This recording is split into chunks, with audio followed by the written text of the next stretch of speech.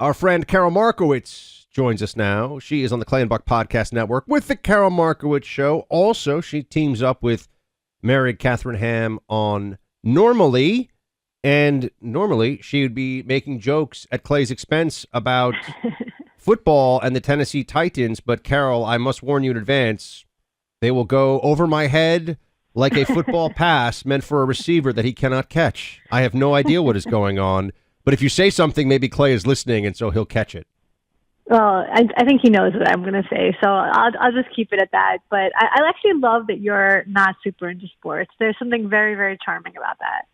I appreciate that. Thank you. My wife appreciates that on Sundays. Like, we just generally hang out, and she always says to me, she goes, you don't watch sports all day, and I like that. So I feel like I get some bonus points from her on that one. So you know what? I'll take it. I'll take them where I can get them.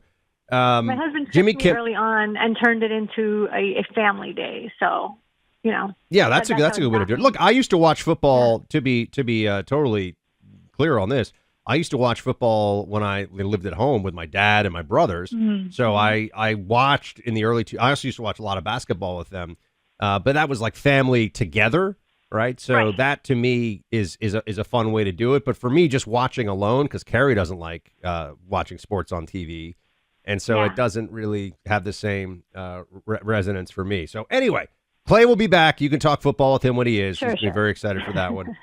Jimmy Kimmel, speaking of things I don't watch, Jimmy Kimmel, well, I guess nobody's watching right now, but he's run into some trouble. What do you make of all the hubbub around this, all the hullabaloo? People are upset. They're saying, oh, my gosh, cancel culture. Brian Stelter is... he's getting a meltdown about it. Very sad.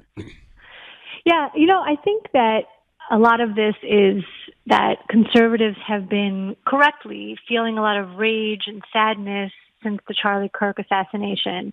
And the left has been kind of quiet because they know that it was a leftist responsible, and they know that, their side is continuing to behave in a very violent fashion, and nobody's stopping it, and nobody's slowing it down.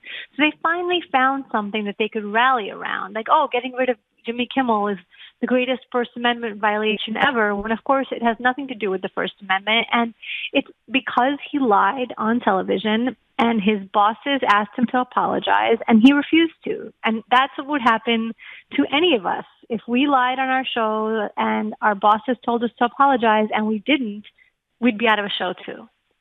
Well, to me, this is so straightforward. And yet the way people talk about this, and I understand their motivations for it. I also think a big part of it is they need to get their own side to not be talking about their reaction to Charlie Kirk's assassination anymore, because it's worse than every day that passes, and there's still some maniac saying something horrible about Charlie's death that shows what these people are really like and what they really think. The normies, you do that show normally. The normies are not liking this. They're not liking what they're seeing. But I also just feel like, what would the rules be, Karol, in a world where Jimmy Kimmel gets his way? So does that mean he can just say absolutely anything and he can't be fired? Like, I don't understand what the outer limits are supposed to be.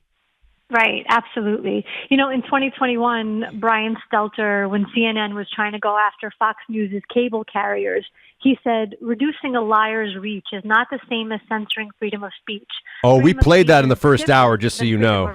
Yeah, that is a classic Brian Stelterism, because obviously it didn't matter then. It didn't matter at all what the freedom of speech guidelines were. I don't know. The thing is that Jimmy Kimmel has for so many years had that free reign. He's blamed Republicans for mass shootings, and he didn't mean like Republican politicians. He specifically said Republican voters. He has said so many vile and disgusting things, and he's so deeply unfunny that I think that his ratings continue to decrease. I think that they just decided now is a good time to get rid of him, and if he refuses to apologize, refuses to kind of talk to the audience that they're trying to reach, they don't need him. And yet, if you saw Stephen Colbert, he says that we are all Jimmy Kimmel, to which I just have to say, no, only those two clowns. Yeah, I don't feel like Jimmy Kimmel at all. I definitely try to tell my audience the truth, and I think that that's something that he specifically was not doing. He was lying to his audience on purpose. He knew that the shooter of Charlie Kirk wasn't a leftist. By the time that he said that it was a leftist.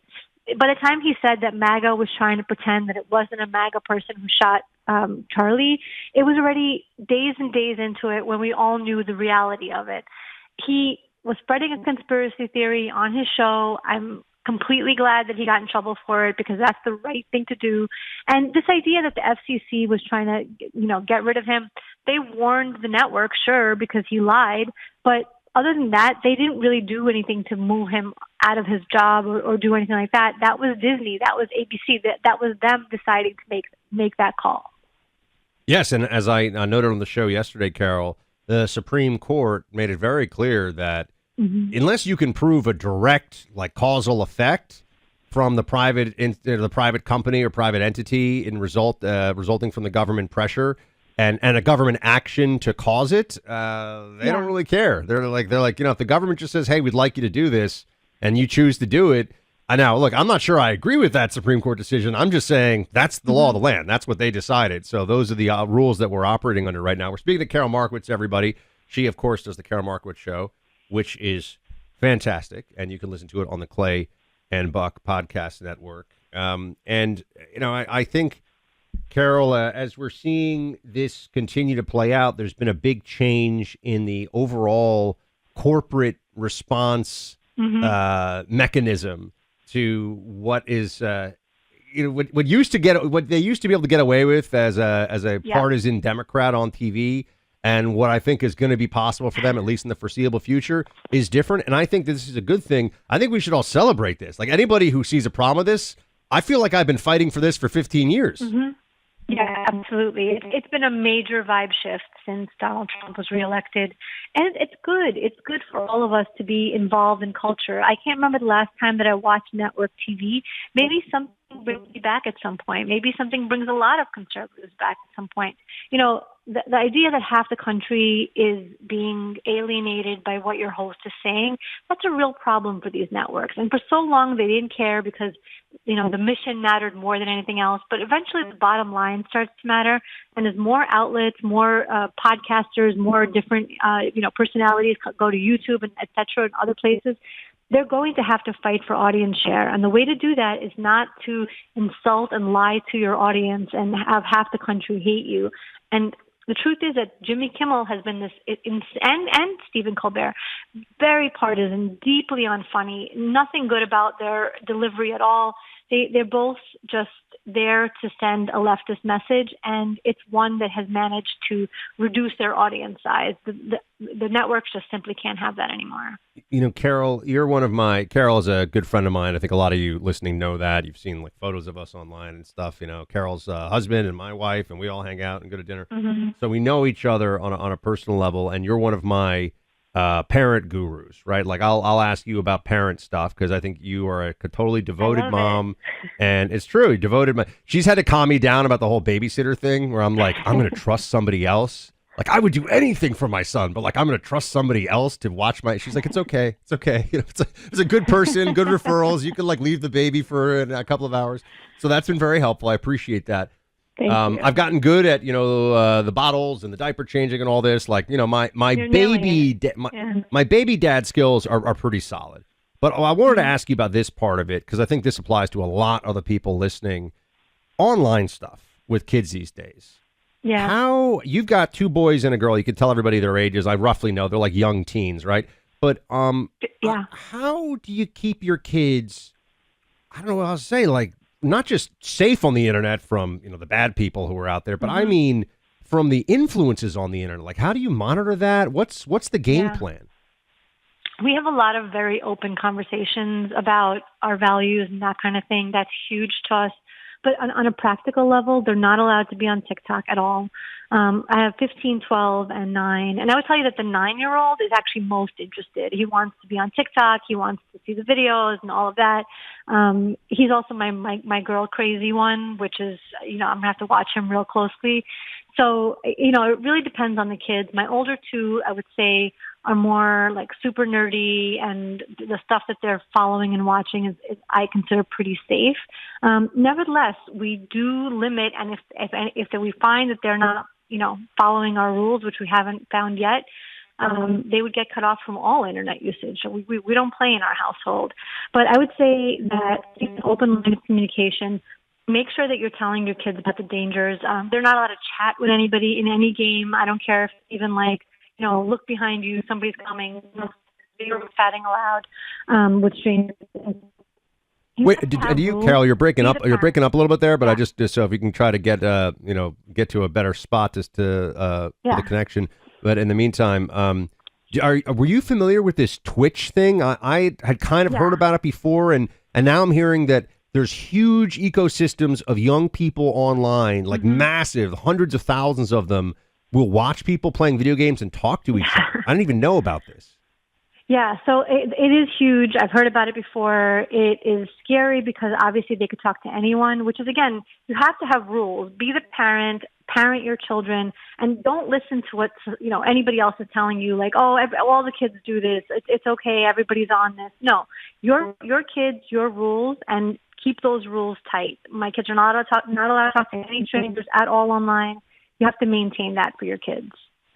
I think that's a very good place to start. What do you think about the smartphone? Like when do they get do you have sort of tiered, phone access for when they get a full scale smartphone, or because I think they have some that are like limited. Again, I'm still in the bottles and diaper phase, so this is a little early for me. But for the people listening who have kids who are 12 or 11, like how do you do that?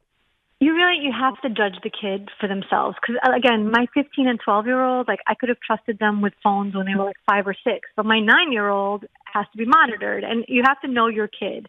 So I would say do it from whatever age feels right to you with your individual kid. So the other thing I would just add is a lot of times people talk to me about losing their kids once they go to college to leftist ideology. Tell your kids your values. Tell them. Say the words. Tell them what you want them to think. Tell them how you think. Explain to them what your family believes in. There's nothing wrong with that. I think a lot of people on the right don't think that they should be kind of convincing their kids different opinions. My opinions are the right ones. That's what I want my kids to understand. I want them to take those opinions and have them as their own. Yeah, I totally hear that. I mean, people ask me, like, you went to Amherst, Buck, 20 years ago. Like, how did you come out? Because I was like, I showed up. And I was like, these people are all nuts. Like it wasn't some hard thing for me. I was like, my mom and dad taught me well. I looked around like these people are living in a fantasy land. So Karol Markowicz, everybody, parenting guru and podcast host. And when's the next Normally episode? Normally comes out on Tuesdays and Thursdays, anywhere you get your podcast. Karol Markowicz Show, Wednesdays and Fridays. There you go. Go check it out. Karol does great stuff. Karol, give Shy a big hug from me. Good to see you, or good to talk to you. Thank you, Buck. Thanks. Thanks.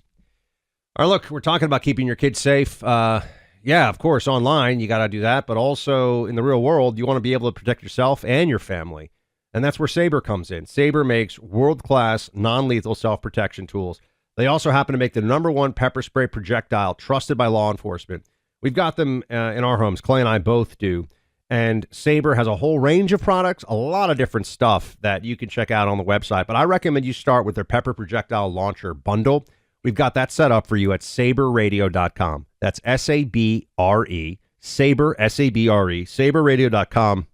Remember, these are non-lethals, but that is going to allow you to stop the threat, and it gives you that force escalation should you need it as well if you're somebody like me who also has a big 2A component of his personal defense. But I like having non-lethal. Carrie, non-lethal makes her more comfortable on the streets. If she just wants to be able to use that pepper spray and get that extra time if needed to defend herself and get out of a situation, pepper spray is very good for that.